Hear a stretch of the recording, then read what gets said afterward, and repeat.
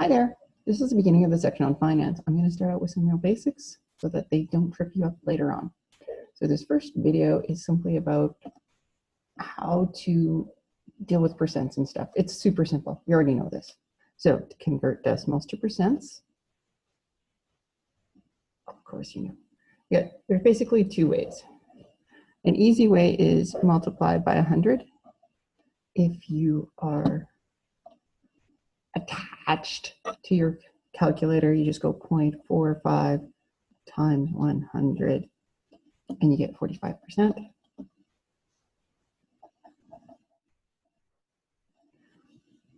Or you move your decimal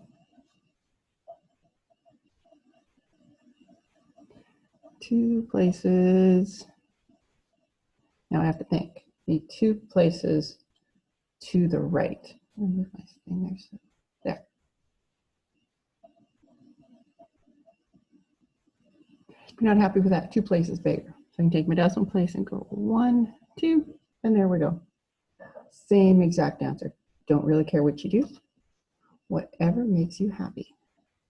So I'm just going to move my decimal place so it's easier. 1, 2. That's going to be 3%. As always, now it's probably a really good time. Just turn off the video, do the questions, and then turn it back on. I bet you can do like the whole page and then just do a quick check.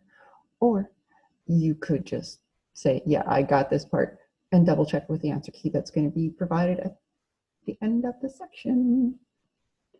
All right, 1, 2. Oh, yes. Okay. If you're one of my students, be kind. These are trifocals. Actually, they're progressives, but they're basically trifocals already. Make big decimal points for me. Now, this answer looks a little wonky to me. So if I get scared, I can always go 0.023 times 100 and just double check. By the way, I hope you guys all know you never have to put in, you don't have to go 0.023. The calculator does that. As soon as you hit the point, the zero's there. Just a little bit, times 100. Boop. Bam. And there we go. All right, 2.6. Okay, another weird one. We got two choices. 260%, put that 0 in there as a missing placeholder. If you've done the metric system with me, you're very familiar with doing that. Or again, 2.6 times 100, 260%. Anytime it's a number, when you have a number in this, you've got at least 100%. It's always going to be over 100. Again, one decimal place, and you go 2, so it's going to give me 10%. And that's going to give me 50%. I suspect you got that all right. And if you didn't, you got it now. But it's one of those little things you should know. It just makes the rest of this chapter on finance easier because we're going to be playing with percents all the time and changing them to decimals and back and forth. All right. We also have to be able to do the opposite. So to convert decimals to percents, we multiply by 100. So now if we're going to go the opposite way, we're going to go this way, right? This is what my question is saying for percent to decimals. What's cool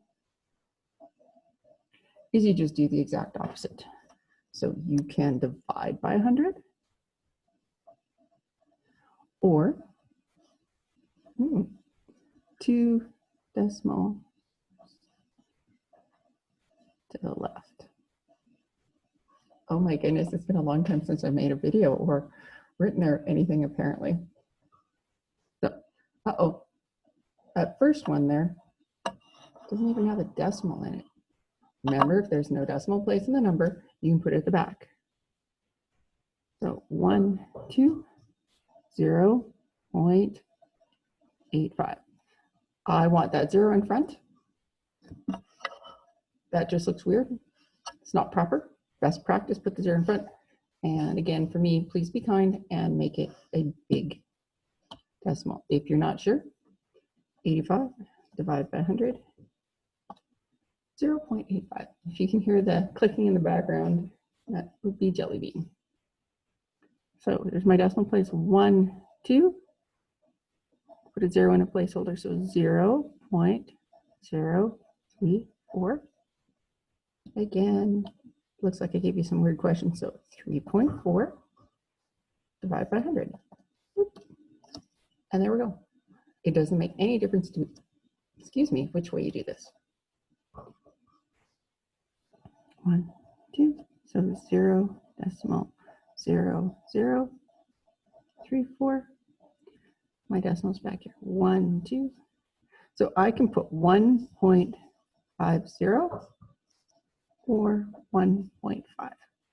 That 0 at the end, it's kind of a placeholder, but not particularly important because 1.5 or 1.50 are exactly the same thing. In higher level chemistry and physics, when you have to worry about significant figures, it does make a difference, but for what we're doing, we are fine. All right, we got 17.9%. Move my decimal place 1, 2, 0.179. All right, then I gave you a couple of half fractions in them. Well, let's see, most people know that a half is just a decimal. So this is really 5.5%. That's one way to do it. And then do the conversion. If you're not comfortable that if this is what's making you a little crazy, you can always just go 1 divided by 2. And that just confirms it's 0.5. And then you go, let's just go 5.5 divided by 100. So same thing, 2 decimal places, so 0.055%. Now, 9 1/3 is going to be a weird one, simply because when you're dividing by thirds, sixes, and ninths, there's a couple more numbers, but mostly those ones, you tend to get repeating decimals. What that means is when I go 1 divided by 3, I get that. So 9 point.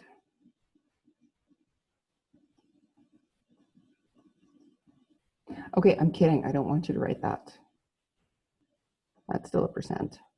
You could go 9.3. Now, do you know how to do the repeating decimal? Okay, like that.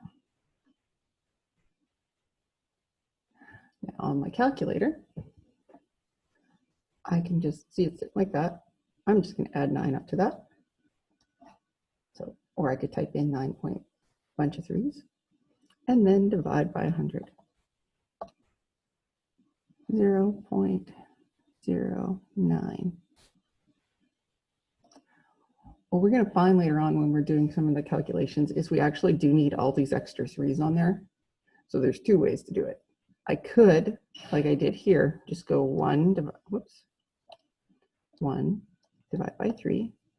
And then, okay, so theoretically what happens is a calculator keeps this plus an infinite number of 3s on here.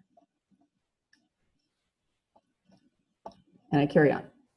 Or for the calculations we're doing, we're not dealing with huge numbers. We're not dealing with, okay, lives don't depend on our math.